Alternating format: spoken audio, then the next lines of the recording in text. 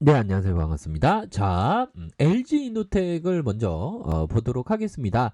자, LG 이노텍 하면요. 바로 애플 관련주로 테마가 묶여지는 그런 어떤 종목이죠. 그래서 주가에 있어서 굉장히 그 저점 라인선에서 강력한 반등이 나와주면서 대시세가 나오는 이런 어떤 모습을 보여줬습니다. 그래서 주가가 오르면서 흔드는 그런 어떤 모습을 보였는데, 역시나 이런 어떤 종목은 엉덩이를 무겁게 해야지만 이렇게 돈을 벌 수 있는, 우리가 잔파동을 얻기 위한 어떤 행위보다 엉덩이를 무겁게 하면서 확신 있는 종목에서 보유해야지만 이렇게 시세를 얻을 수 있는 그런 어떤 모습이 됩니다. 그래서 애플카 출시 뭐 이런 어떤 애플 관련된 소식이 나옴으로 해서 LG이노텍이 더욱더 좀 상승할 수 있는 가능성에 대한 부분이 굉장히 많다. 이런 점을 좀 말씀을 드려보도록 하겠고요.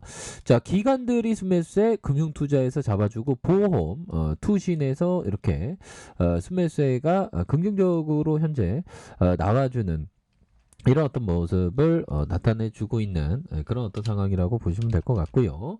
자, 삼성카드에 대한 종목 한번 보도록 하겠습니다.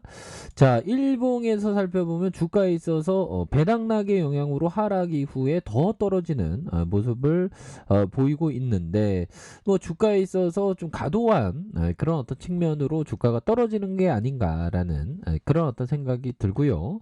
자, 보면 실적에 대한 부분을 살펴보면 4,786억 원, 4,497억 원, 5,344억 원, 6,884억 원으로 해서 영업이익에 대한 어떤 증가세가 계속적으로 이어지고 있는 그런 어떤 상황이기 때문에 배당도 4.63, 4.13, 5.54 해서 배당도 굉장히 좀 많이 주는 그런 어떤 기업이라고 보시면 될 것 같습니다. 그래서 외국인과 기관들이 쌍끌이 순매수를 긍정적으로 나타내 주는 이런 어떤 종목이다. 그래서 삼성카드는 시장에서의 좀 과도한 어떤 그런 어떤 저평가의 모습을 많이 보여주고 있고요. 다시 한번 재차 상승할 수 있는 모습을 충분히 보여줄 수 있다.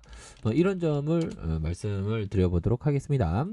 자, 하나금융지주에 대한 종목을 살펴볼까요? 18,450원의 코로나 여파 때 이후에 주가가 슈팅이 나오면서 굉장히 어떤 시세 상승이 강하게 나온 종목이라고 보시면 될 것 같습니다. 그래서 시장에서는 금리 인상의 이슈가 계속되고 있죠. 그래서 은행주들이 오르는 모습 속에서 주가의 단기 하락선은 다시 재차 반등세가 강하게 나와주는 모습을 많이 보여주고 있습니다. 이전에도 이런 어떤 하락선이 많았을 때 이후에 재차 슈팅이 나와주고 있고, 결국에는 하나금융지주를 살펴보면요. 예전에 상장됐을 때가 46,500원. 그래서 겨우 주가가 상장됐던 그런 어떤 가격선으로 돌아오고 있지 않습니까? 그래서 재차 반등해 줄 수 있는 여력은 충분히 있겠고, 추세가 강합니다. 자, 셀트리온 보면 주가가 과도하게 하락하면서 결국에는 이런 어떤 300월선의 가격선 라인선을 지지를 받고 있습니다. 결국 과도하게 주가가 빠진 만큼 대반등에 대한 모습은 충분히 보여줄 수 있는 기업이 바로 셀트리온이다. 이렇게 좀 말씀을 드려보도록 하겠습니다. 그래서 외국인 기관들이 다행히 쌍끌이 순매수를 보여주는 이런 어떤 모습을 긍정적으로 나타내주는 그런 어떤 기업이라고 보시면 될 것 같고요. 자, 현대차에 대한 부분을 살펴보면요. 6만 5천 원에 대한 이런 어떤 가격선이 있죠. 6만 5천 원에 대한 가격선에서 주가를 들어올려주면서의 28만 9천 원의 슈팅, 그러다가 하락선이 나왔습니다. 그런 어떤 이런 어떤 하락선에서 다시 한번 지지 라인을 충분히 받을 수 있는 그런 어떤 관점은 유효하지 않나라는 생각이 들고요. 결국엔 주가의 과도한 이런 어떤 눌림은 재반등에 대한 모습이 충분히 보여줄 수 있겠고, 자, 보면 LG전자에 대한 부분 굉장히 힘을 많이 내고 있죠. 그래서 최근에 금리 인상 여파로 주가가 조금 떨어졌지만 결국에는 다시 한번 주 추세가 상방으로 올려줄 수 있는 가능성은 맞지 않나라는 생각이 듭니다. 그래서 이런 잠시의 눌림, 다시 상승 트렌드로서의 전환을 위한 잠시의 쉬어가는 과정이라고 말씀을 드리면서, 자, 삼성전자도 약간 쉬어가고 있죠. 그래서 결국에는 51선에서 눌려줬지만 외국인들의 수급은 충분히 다시 한번 들어올 수 있는 가격선은 되지 않나라는 생각이 듭니다. 그래서 금융투자에서 다시 순매수세를 이렇게 잡아주는 긍정적인 모습이 나와주고 있다. 이런 점을 좀 설명을 드려보도록 하겠고요. 자, 두산중공업에 대한 부분 살펴보면요. 자, 월봉에 대한 부분 2123원에서 바닥선에서 결국에는 3886원의 슈팅, 그러다가 하락선에서 힘을 모아주는 모습 속에서 다시 거래량 터져주면서 올려줄 수 있는 그런 어떤 가능성은 충분히 많이 남아 있겠다. 뭐 이렇게 좀 말씀을 드려보도록 하겠습니다. 그래서 개인들이 이렇게 좀 잡아주고 있고요.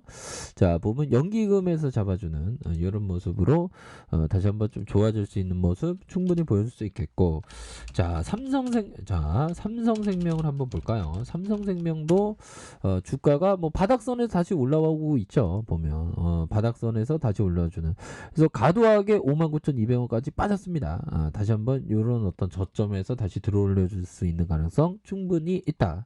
자, 보면 카카오에 대한 부분, 카카오가 자 역시나 9만원 선까지 깨지면서 87,300원 저가를 찍고 94,000원까지, 그래서 주가가 하락하면 기업이 잘못될 것이라고 뭐 그런 어떤 생각을 하시는 분도 있는데, 기업은 멀쩡히 열심히 하고 있습니다. 근데 주가가 이렇게 비이성적으로 움직일 때는 오히려 더 담아가야 하지 않나라는 생각이 들고요. 그래서 결국에는 시장은 뭐 금리 인상의 여파로 그런 어떤 우려감, 인상할 것이라는 우려감 때문에 주가가 과도하게 하락할 때는 오히려 더 좋은 기업을 싸게 담아가는 그런 어떤 시점이 되지 않을까라는 생각이 들고요.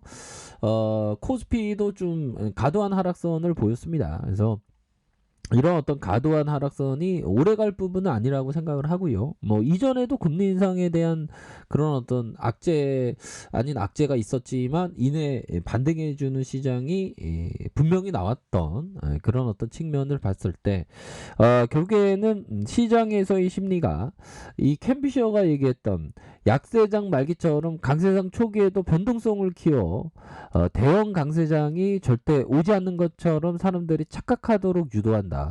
모욕의 달인은 기만전술을 쓴다. 그러니까 약세장 말기처럼 강세장 초기에도 변동성을 키워서 결국에는 하락장이 계속될 것이라는 그런 어떤 착각을 한다는 거죠. 하지만 그 이후에 주가는 오히려 더 상승하는 모습을 보여준다. 이런 어떤 포커스를 봤을 때, 뭐 우리 시장에 대한 부분, 결국 과도하게 주가가 빠지는 상황에서는 결국에는 오히려 더 싸게 우수한 기업들도, 뭐 우수한 기업이나 주가가 빠질 때는 우수한 기업이나 시원치 않은 기업이나 다 동일하게 거의 대다수 90% 이상 종목들이 빠집니다. 하지만 그럴 때 우수한 기업들을 싸게 사는 그런 어떤 전략을 취해야 되지 않나라는 그런 어떤 생각이 듭니다. 그래서 코스피를 보면 결국에는 우상향을 해왔던 역사가 있죠. 뭐 이런 어떤 하락선에도 결국 우상향을 보여줬던, 또한 IMF 때도 결국 우상향을 보여줬던, 금융위기도 우상향을 보여줬습니다. 최근에 불거진 국채금리의 상승, 미국의 국채금리 상승, 연준에서 조기 금리를 빨리 올리는 그런 어떤 발언이 나오는 뭐 악재, 그런 거는 이전에도 많이 있었죠. 결국에는 우리 시장은 새로운 시작을 위한 어떤 그 전초기지가 현재 시점이라고 생각을 해요. 그래서 큰 장이 오기 전에 어떤 변동성이 약간 뭐 증가되는 그런 부분일 뿐, 결국에는 우리 시장은 다시 한번 우상향적인 모습이 강력하게 나올 수 있는 그런 어떤 시장이기 때문에 자구우면하고 하지 말고 일일비하지 않고 결국에는 투자 신념을 지키면서 결국 우수한 기업을 오히려 더 모아가는 그런 어떤 시간들로 생각을 한다면 현명하게 대응할 수 있는 방법이라고 생각을 합니다. 그렇기 때문에 굳건하게 투자 원칙을 지키는 투자 신념을 지키는 그런 어떤 투자를 하시길 바라겠습니다. 네, 언제나 최선을 다하도록 하겠습니다. 감사합니다.